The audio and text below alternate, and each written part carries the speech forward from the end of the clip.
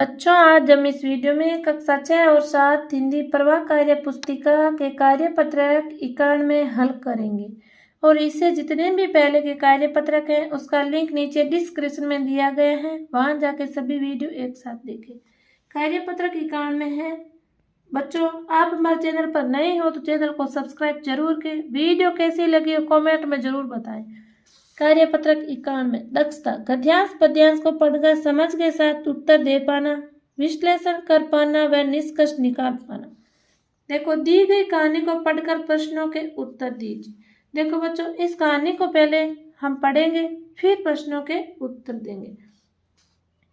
एक दिन एक लोमड़ी जंगल से भागती हुई आकर मुर्गी के दबड़े में घुस जाती है। लोमड़ी मुर्गी के 2 बच्चों को छोड़कर सबको खा जाती है। लोमड़ी उन दोनों के पास आकर उन्हें खाने की बात करती है। पहला बच्चा उसे कहता है कि हम छोटे छोटे हैं, हमें खाकर पेट नहीं भरेगा, हम आपको अच्छी चीजें खिलाएंगे। पहला बच्चा लोमड़ी को कुएं के पास आसपास ले जाकर उसे खीर दिखाता है। खीर को खाने की इच्छा प्रकट करती लोमड़ी कुएं में जाने के लिए पूछती है। बच्चा उसे बताता है कि चरखी पर 2 बाल्टियां टंगी हैं, एक नीचे जाने के लिए, एक ऊपर आने के लिए है। लोमड़ी नीचे जाने वाली बाल्टी में बैठ जाती है क्योंकि लोमड़ी ने चंदा मामा की परछाई को ही खीर समझ लिया। इस प्रकार मुर्गी के 2 बच्चे ने अपनी सूझबूझ और चतुराई से धूर्त लोमड़ी से अपनी जान बचाई। देखो, प्रश्न नंबर 1 है। यहाँ देखो, मुर्गी घुस जाती है, तो यहाँ मुर्गी नहीं होगा, यहाँ लोमड़ी होगा। लोमड़ी घुस जाती है मुर्गी के दबड़े में। प्रश्न नंबर 2, मुर्गी ने खीर समझा कुएं में चंदा की परछाई को, इसमें यह सही होगा। प्रश्न नंबर 3 है, किसने किस से वह क्यों कहा हम छोटे छोटे हैं, हमें खाकर पेट नहीं भरेगा। मुर्गी के बच्चों ने लोमड़ी से अपनी जान बचाने के लिए कहा। 4, लोमड़ी नीचे जाने वाली बाल्टी में बैठ जाती है क्यों? चंदा की परछाई को खीर समझकर खाने के लिए। 5, अगर आप मुर्गी के बच्चों की जगह होते तो अपने बच्चों में क्या करते, लिखिए। जैसा उन्होंने किया वैसे ही हम भी करते। प्रश्न नंबर 6, इन क्रिया शब्दों से वाक्य बनाइए। देखो, क्रिया शब्द है सोचना, तो इसमें वाक्य बनाएंगे। दान देने में ज्यादा नहीं सोचना चाहिए। खैर, झांकना, हमें दूसरों के घरों में नहीं झांकना चाहिए। गिरना, बिल्ली कुएं में गिर गई। डरना, हमें कभी किसी से नहीं डरना चाहिए। 7, वर्तनी सही करे। परछाई को देखो, परछाई ऐसे लिखेंगे, जरूर को जरूर ऐसे, गह को तारकीब को तरकीब होगा, गह को बाल्टी ऐसे होगा। बच्चों, ये था आपका कार्य पत्रक 91। अब हम कार्य पत्रक 92 हल करेंगे। बच्चों, कार्य पत्रक 92 है। दक्षता गद्यांश पद्यांश को पढ़कर समझ के साथ उत्तर दे पाना। यह कविता पढ़िए। पहले देखो बच्चों, इस कविता को अच्छी तरह से पढ़ लेना है, फिर हम इस प्रश्नों के उत्तर देंगे। देखो, ये हमने अच्छी तरह से पढ़ ली। प्रश्न नंबर 1 है, इस कविता को आप क्या नाम देना चाहेंगे, लिखिए। आलसी भालू।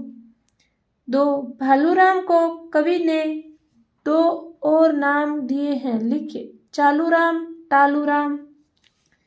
प्रश्न नंबर 3 है, इस कविता के भाव को अपने शब्दों में लिखिए।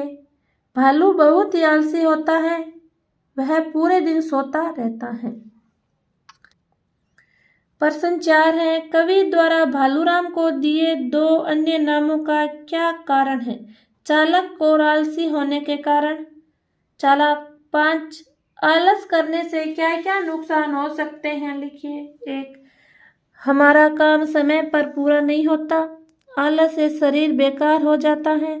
लोग भरोसा करना छोड़ देते हैं। बच्चों, इस प्रकार कार्य पत्रक 92 को हल करना है। अब हम कार्य पत्रक 93 को हल करेंगे। कार्य पत्रक 93 है। दक्षता गद्यांश पद्यांश को पढ़कर समझ के साथ उत्तर दे पाना। निम्नलिखित कहानी को पढ़कर दिए गए प्रश्नों के उत्तर लिखिए।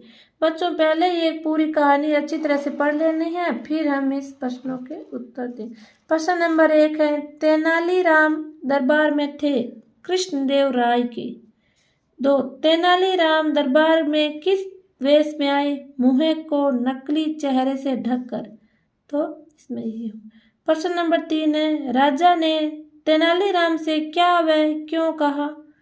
तुम दरबार से चले जाओ और मुझे अपना मुंह न दिखाना। राजा ने ऐसा इसलिए कहा क्योंकि वे नाराज थे।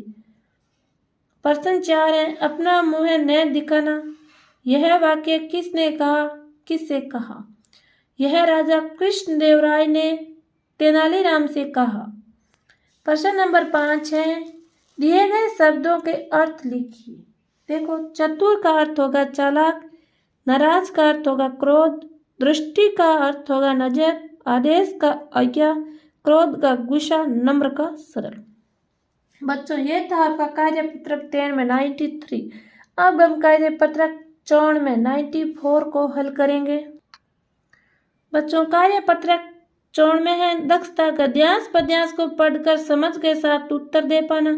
नीचे दिए गए गद्यांश को पढ़कर दिए गए प्रश्नों के उत्तर दीजिए। देखो, पहले इस गद्यांश को अच्छी तरह से पूरा पढ़ लेना है। प्रश्न नंबर 1, भालू का प्रिय भोजन है सील मछली। 2, सफेद भालू की त्वचा होती है मोटी। 3, सफेद रंग के भालू कहाँ पाए जाते हैं और इन्हें दूसरे किस नाम से जाना जाता है? सफेद रंग के भाले बर्फीले प्रदेश में पाए जाते हैं, इन्हें पोलर बियर कहते हैं। 4, भालू तैरने में कुशल होते हैं, तो इसमें कुशल होगा।